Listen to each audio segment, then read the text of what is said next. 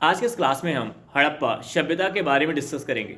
यदि आप इस क्लास के अंत तक बने रहेंगे तो इस क्लास के थ्रू आउट आपको क्या क्या सीखने को मिलेगा।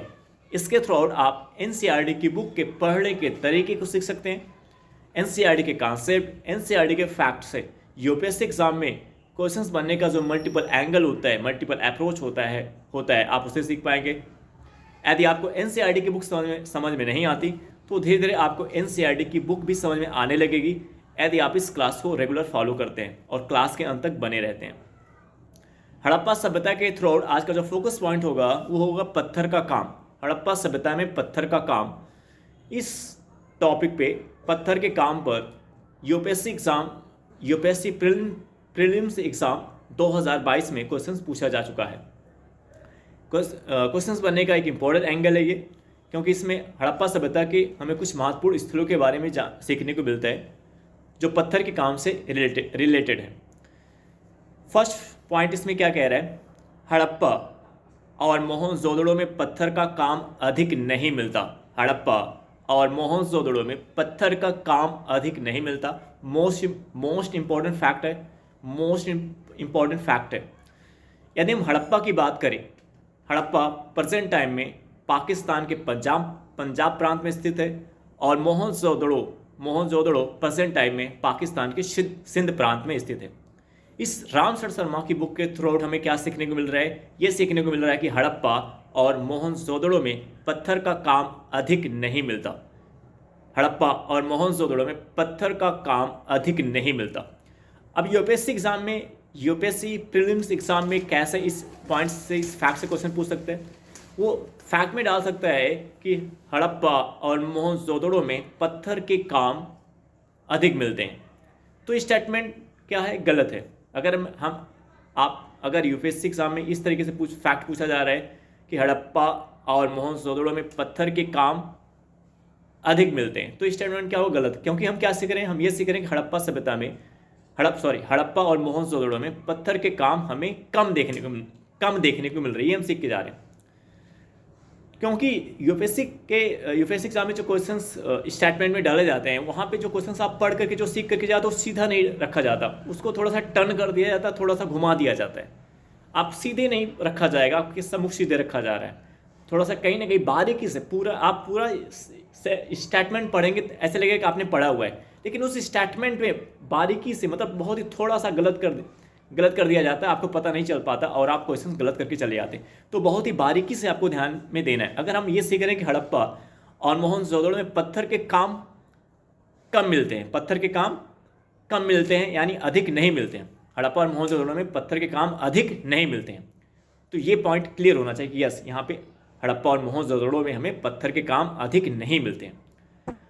क्योंकि कैसे इसको यूटिलाइज किया जाएगा, थोड़ा सा इसको टर्न करके। तो ये फैक्ट जब आप पढ़े एनसीईआरटी के अंदर कोई फैक्ट, अगर आपको लग रहा है कि इसका और क्या एंगल हो सकता है पूछने का, जो हम सीख रहे हैं उस सीखने के एंगल को कैसे यूटिलाइज करके क्वेश्चन पूछ सकते हैं, तो उसी समय एनालिसिस कर लेना जरूरी होता है। अगर ऐसा आप करते हैं एनसीईआरटी की बुक पढ़ते समय, तो एग्जाम में गलत होने की पॉसिबिलिटीज़ क्या है, कम रहती है। आपके सम्मुख फैक्ट आता तो आप उसको बारीकी से समझ पाते हैं। आपके दिमाग में रहता क्या ये कहीं गलत तो नहीं करा रहा है, आप बहुत ही बारीकी से, बहुत ही ध्यानपूर्वक आप देखते हैं। क्योंकि एग्ज़ाम में क्या होता है कि आपके पास टाइम कम होता है, समय कम रहता है, तो आप काफ़ी जल्दबाजी रहती है क्वेश्चंस को सॉल्व करने की। तो उस जल्दबाजी में ऐसी गलती क्यों होती है, जो थोड़ा सा उसमें थोड़ा सा चेंज कर दिया जाता है, फैक्ट में थोड़ा सा मामूली से चेंज कर दिया जाता है और स्टेटमेंट आप समझ नहीं पाते, आप क्वेश्चन गलत करके चले जाते हैं। क्योंकि हम जल्दबाजी में क्वेश्चन सॉल्व करते हैं, तो हम पूरा फैक्ट पढ़ रहे हैं तो हमें लग रहा है कि ये तो हमने पढ़ा है, आपको लग रहा है सही है, लेकिन थोड़ा सा चेंज कर दिया गया और आप समझ नहीं पाए वहाँ पे। तो ये चीज़ें होती है। इसलिए पढ़ते समय ही previous year question paper solve करते समय, टेस्ट सीरीज सॉल्व करते समय ही आप हर एक फैक्ट को इसी तरीके से एनालाइज करें। क्योंकि इन दो महान शहरों में पत्थर नहीं प्राप्त हो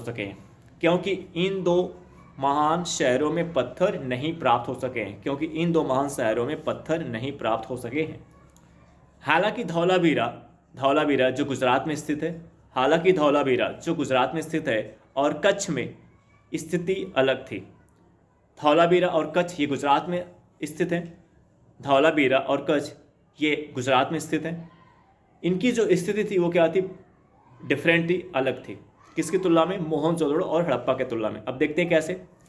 धौलावीरा का गढ़ पत्थर का बना है। धौलावीरा जो गुजरात में स्थित है, यहाँ का जो गढ़ है वो किसका बना है? पत्थर का बना है। धौलावीरा जो गुजरात में स्थित है, यहाँ का जो गढ़ है वो किसका बना है? पत्थर का बना है। यह एक महत्वपूर्ण कार्य था और हड़प्पा के गढ़ों में अब तक की सबसे प्रभावशाली खोज है। जहां आप देख रहे हैं कि हड़प्पा और मोहनजोदड़ो में पत्थर के काम नहीं मिलते हैं, वहीं धौलावीरा जो गुजरात में स्थित है, यहाँ पे आपको यहाँ का जो गढ़ था, जो किला था, जो किलाबंदी थी, जो गढ़ था, जो सुरक्षा के पर्पज से बनाया जाता है, वो किसका बना हुआ था? पत्थर का बना हुआ था। यानी पत्थर का काम आपको कहाँ पे देखने को मिल रहा है? धौलावीरा गुजरात में आपको देखने को मिल रहा है। और इस धौलावीरा जो गुजरात में स्थित है, इसका जो किला था, किलाबंदी की गई थी, वो किससे बना हुआ था? पत्थर का बना हुआ था। किला क्या होता है? फोर्ट क्या होता है? वो सुरक्षा के पर्पज से बनाया जाता है, बाह्य आक्रमण से बचने के लिए बनाया जाता है। बाह्य आक्रमण, अगर बाह्य आक्रमण हो रहा है तो उससे सुरक्षा प्रदान करने के लिए बनाया जाता है। यह एक महत्वपूर्ण कार्य था, यानी कि धौलावीरा का गढ़ पत्थर का बना है, जो एक महत्वपूर्ण कार्य था और हड़प्पा के गढ़ों में अब तक की सबसे प्रभावशाली खोज है। हड़प्पा के गढ़ों में, यानी जो हड़प्पा सभ्यता आप पढ़ते हो, जो इंडस सिविलाइजेशन आप पढ़ते हो, इंडस वैली सिविलाइजेशन, जो हड़प्पा सभ्यता आप पढ़ते हो, सिंधु घाटी की सभ्यता के नाम से भी जाना जाता है, इसको हड़प्पा सभ्यता के नाम से भी जाना जाता है।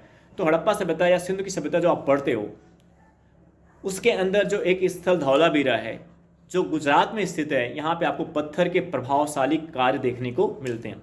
ध्यान दीजिएगा, यहाँ पे मैं हड़प्पा की बात कर रहा हूँ, तो हड़प्पा सभ्यता, तो हड़प्पा सभ्यता, जो हड़प्पा नाम पड़ा है वो इस कारण से पड़ा है कि क्योंकि जो खोज की गई इस सिविलाइजेशन की, सबसे पहले हड़प्पा और मोहनजोदड़ो से एविडेंस इसका कलेक्ट किया गया। तो मोहनजोदड़ो और हड़प्पा, तो इसका नाम सबसे पहले जो एविडेंस हमें प्राप्त होता है, हड़प्पा सभ्यता के बारे में जो हमें जानकारी प्राप्त होती है, वो हड़प्पा स्थान से प्राप्त होती है। हड़प्पा प्रेजेंट टाइम में पाकिस्तान के पंजाब प्रांत में स्थित है, इसलिए इसका नाम हड़प्पा के नाम पे पड़ गया। लेकिन इस हड़प्पा सभ्यता के अंदर महत्वपूर्ण स्थल है, इस हड़प्पा सभ्यता में महत्वपूर्ण स्थल, हड़प्पा सभ्यता में हड़प्पा भी एक महत्वपूर्ण स्थल है। हड़प्पा सभ्यता में हड़प्पा भी क्या एक स्थल है, जो पाकिस्तान के पंजाब प्रांत में स्थित है।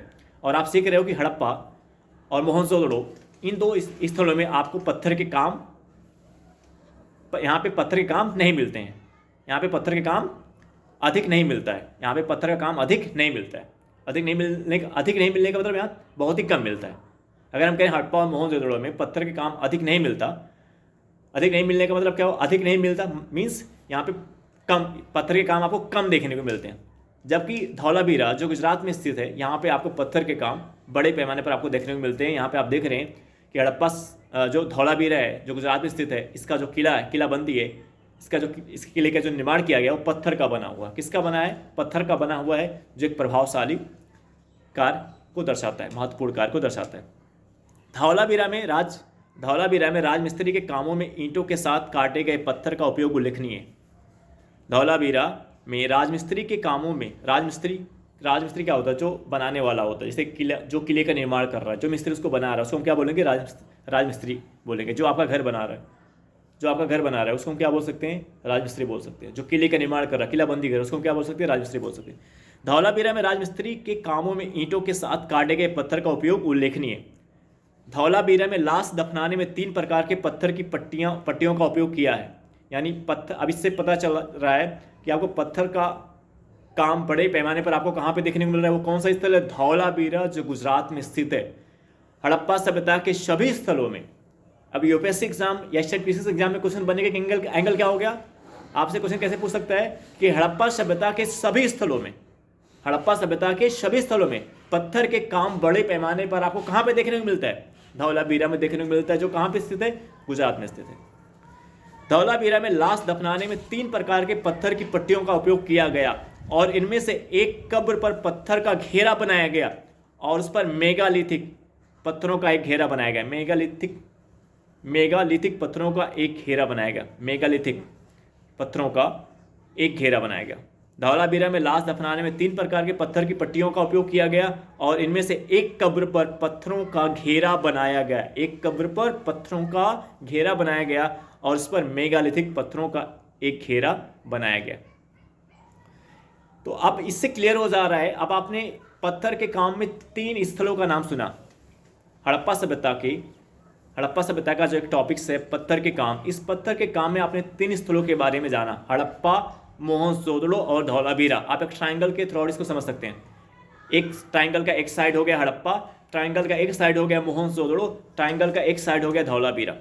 अपनी नोट्स को इस तरीके से अच्छा बना सकते हैं, ट्राइंगल का प्रयोग कर सकते हैं, देखने में काफ़ी अच्छा लगता है। और जैसे मेंस आंसर राइटिंग में भी अगर इस तरीके का आप स्ट्रक्चर्स आप बनाते हैं तो वो काफ़ी अच्छा आंसर देखने में लगता है। तो आपने एक ट्राइंगल बनाया, तो उस ट्राइंगल में आपने देखा एक साइड हड़प्पा, एक मोहनजोदड़ो। तो हड़प्पा और मोहनजोदड़ो में आप इस एनसीईआरटी के थ्रू आपको ये सीखने को मिल रहा है कि हड़प्पा और मोहनजोदड़ो में पत्थर के काम अधिक नहीं मिलता। हड़प्पा और मोहनजोदड़ो में पत्थर का काम अधिक नहीं मिलता है, यानी कम मिलता है, पत्थर का काम कम मिलता है। तो कौन सा स्थल है जहाँ पे हड़प्पा सभ्यता का कौन सा स्थल है जहाँ पे पत्थर का काम आपको बड़े पैमाने पर देखने को मिल रहा है? वो है धौलावीरा। वो क्या है? धौलावीरा, जो गुजरात में स्थित है। तो आपने ये पॉइंट भी आपने सीखा कि कैसे हम कह सकते हैं। आपने कुछ ऐसे पॉइंट देखे जिससे क्लियर हो जा रहा है इसके अंतर्गत, इस हेडिंग जो पत्थर का काम है इसके अंदर आपको कुछ ऐसे फैक्ट सीखने को मिल रहे हैं जिससे आप कह सकते हैं कि पत्थर का काम बड़े पैमाने पर आपको कहाँ देखने को मिल रहा है? धौलावीरा में देखने को मिल रहा है। क्लियर है? अब हम बात करेंगे सिंधु संस्कृत का अंत, यानी सिंधु सभ्यता का पतन कब हुआ। अब पतन, इसके डिक्लाइन की हम जो है डिस्कशन नेक्स्ट क्लास में करेंगे। आई होप दैट ये क्लास आपको समझ में आया होगा। अब हम आपसे नेक्स्ट वीडियो में मिलेंगे। Okay, bye.